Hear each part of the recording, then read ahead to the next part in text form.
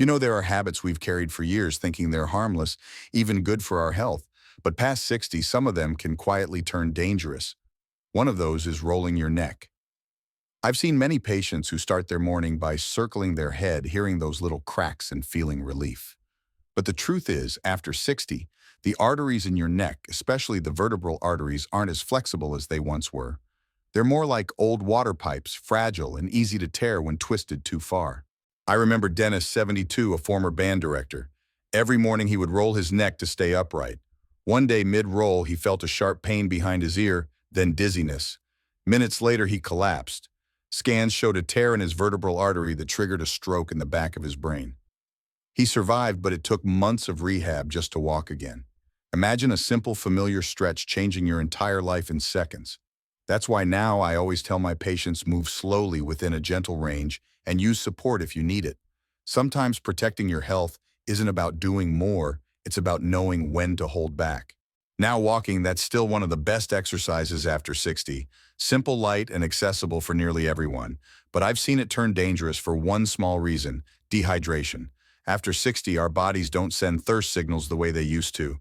By the time you feel thirsty, your blood may already be thicker than it should be. I'll never forget Harold, 84, a retired postman.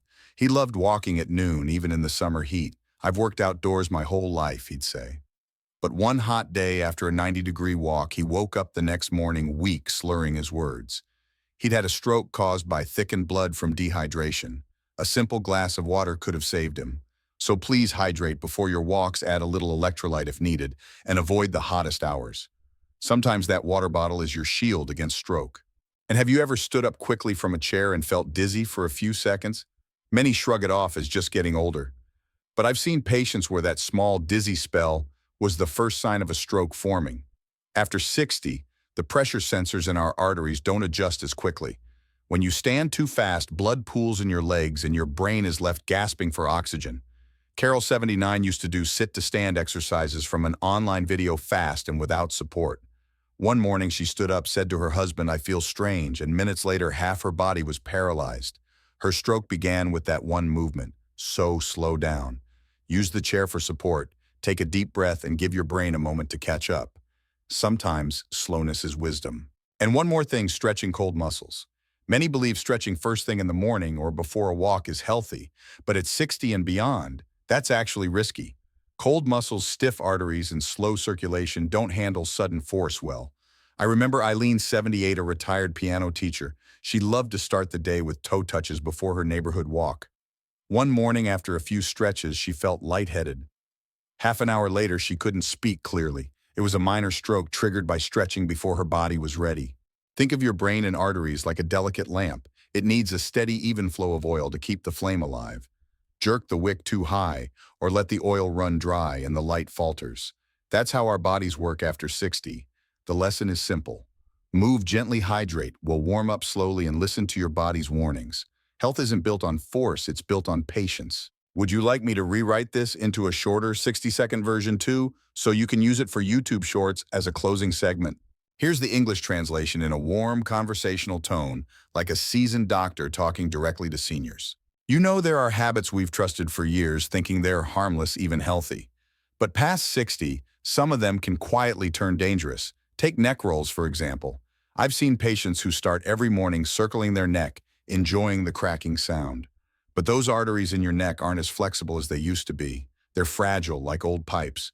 One wrong twist can cause a tear and even a stroke. I'll never forget Dennis, 72, a retired band director. He did neck rolls daily. One morning mid-turn, he felt a sharp pain, then dizziness. Minutes later, he collapsed. The scans showed a tear in his vertebral artery. He survived, but it took months of rehab just to walk again. A simple stretch changed his life forever. So now I tell my patients, keep your neck movements gentle, slow, and always within a safe range. Walking, on the other hand, is one of the best exercises we have after 60. But there's a hidden danger if you forget to drink water. At our age, thirst comes late, too late. I remember Harold, 84, who loved walking in the summer heat. "I've worked outdoors my whole life," he said, but one hot day after a walk, he woke up with slurred speech and collapsed. Dehydration had thickened his blood and triggered a stroke. A simple glass of water could have saved him. And what about standing up too fast? Many seniors brush off the dizziness as just aging. But after 60, your body can't always push blood back to the brain quickly enough. Carol, 79, learned this the hard way. She was practicing fast sit-to-stand drills when suddenly half her body went weak. It was a stroke.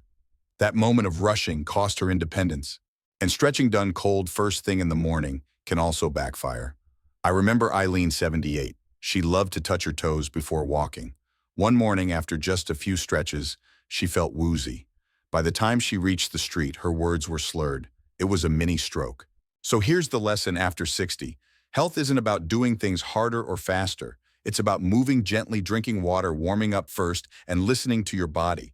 Sometimes slowing down is the very thing that keeps you strong. I want you to imagine this. Your body first thing in the morning is like a car engine that's just been started. The oil hasn't yet reached every corner. If you slam the gas too early, the engine sputters. That's what happens when you stretch cold muscles. Instead, walk a few laps around the house, swing your arms, take deep breaths. Let your blood wake up with you, then stretch deeper. That's how you start your day safely. Now, balance training is wonderful after 60, but only when done safely. I remember Walter, 81, a retired Navy man. He often practiced standing on one leg in his living room, no chair, no wall nearby. One morning, he slipped and fell lightly on his shoulder. He brushed it off, just a bruise. But that night, he woke up paralyzed on one side. His fall had triggered a clot that traveled to his brain. After 60, the body is like a fine porcelain vase. One small crack can have big consequences. A fall doesn't just bruise the outside, it sparks clotting inside. So please always practice balance near a wall or sturdy chair. Holding on isn't weakness, it's wisdom. Do you remember touching your toes easily when you were young? After 60, that same bend can quietly starve your brain of oxygen for a few seconds. I'll never forget Edward, 74, who kept his habit of quick toe touches every morning. One day after a dizzy spell he collapsed in his garden from a stroke. Each forward bend pulled blood away from his brain, setting the stage for a clot. If you must bend, do it slowly, or better yet, sit in a chair and reach gently.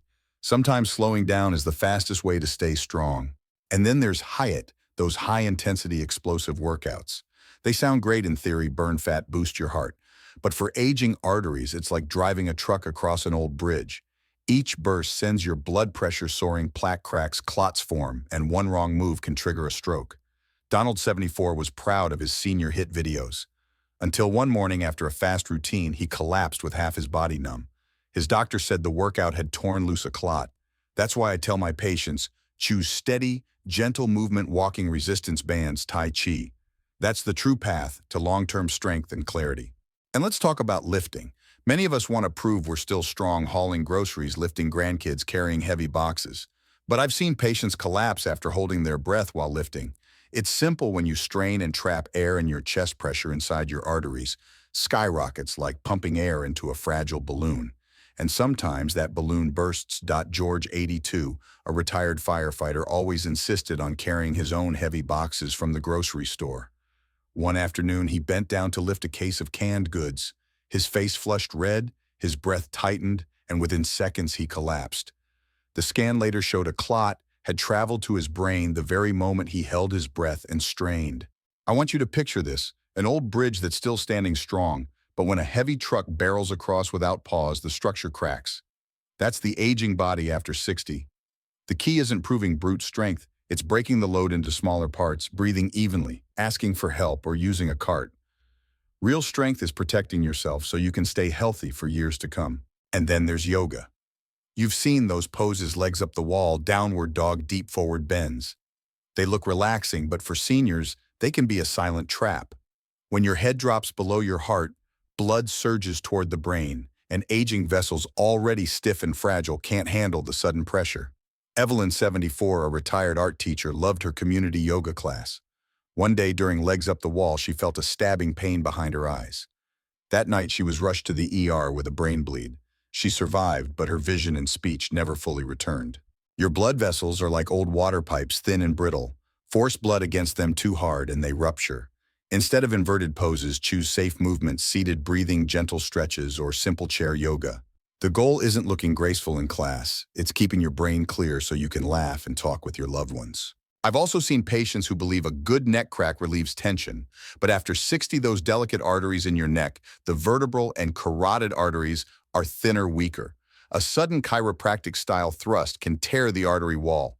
And when that happens, the body forms a clot to patch it, a clot that can shoot straight into the brain. Paul, 69, loved chiropractic treatments. One day, after a forceful neck adjustment, he felt dizzy. Hours later, he couldn't speak clearly. He'd suffered a small stroke. He lived, but his hand still trembles. Think of your neck as a suspension bridge with fragile blood vessels running inside. One sharp twist can snap the cables. If you need relief, use warmth, slow stretches, or deep neck exercises, but never let anyone twist your neck just to hear that pop. That sound isn't harmless. It could cost you your clarity. And here's something most people never talk about: straining on the toilet. Many older patients tell me they push hard when constipated, not realizing it's the most dangerous exercise they do daily. That sudden straining spikes blood pressure like a wave crashing against a weakened seawall. In those seconds, plaque can shear off an artery wall and travel straight to the brain. Henry, 72, told me a stroke happened right there in the bathroom. He thought it was just dizziness. The scan showed a small plaque had broken loose during straining. I want you to imagine going to the bathroom shouldn't be a battle. It should be safe, even gentle. Eat more fiber, drink water, place a small stool under your feet to help your bowels align naturally. And if needed, use a mild stool softener under your doctor's advice. A trip to the bathroom shouldn't threaten your heart or brain. It should be part of protecting them. There's one little habit that seems harmless but can quietly set a trap for your brain. After 60, waking up in the morning, already dehydrated from the night, taking a diuretic pill, and then heading straight out to exercise. At that moment, your blood volume drops, your blood gets thicker and slower, the perfect environment for a clot to form. I remember Susan, 69, so disciplined with her routine. Every morning, she took her blood pressure pill, then went to the park for Tai Chi. One morning, just a few warm-up moves in, she felt dizzy and collapsed. Thankfully, it was only a mini stroke, but it was a wake-up call. Think of your brain as a green garden. For it to thrive, it needs a steady flow of fresh water. Without it, the stream runs sluggish, cloudy, and easily clogged. After 60, even a few hours of silent thirst is enough to make your blood vessels struggle. The solution is simple. Before any morning activity, drink a glass of water, 10 to 16 ounces, maybe with a pinch of electrolytes if you sweat a lot.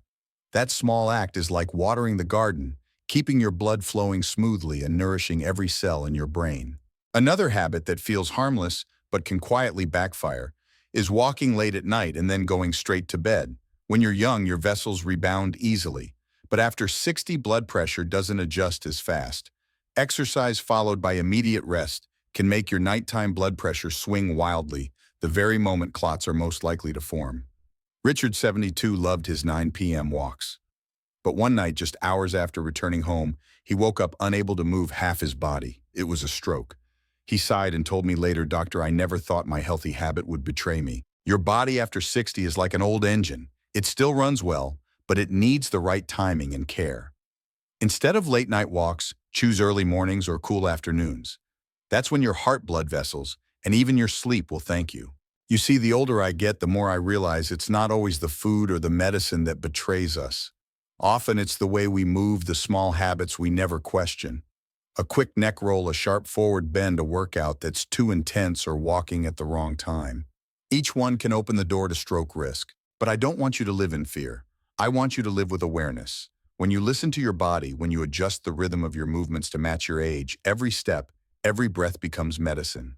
So here's my question for you tomorrow morning. When you stand up, stretch, or step outside, will you do it in a rush or with a kind of reverence for the body that's carried you through more than 60 years? Because health in the end isn't about avoiding every risk. It's about living wisely, safely, and fully in each moment. And if this message resonates with you, don't forget to subscribe so we can keep walking this journey together, protecting your brain, your heart, and your steps for many years to come.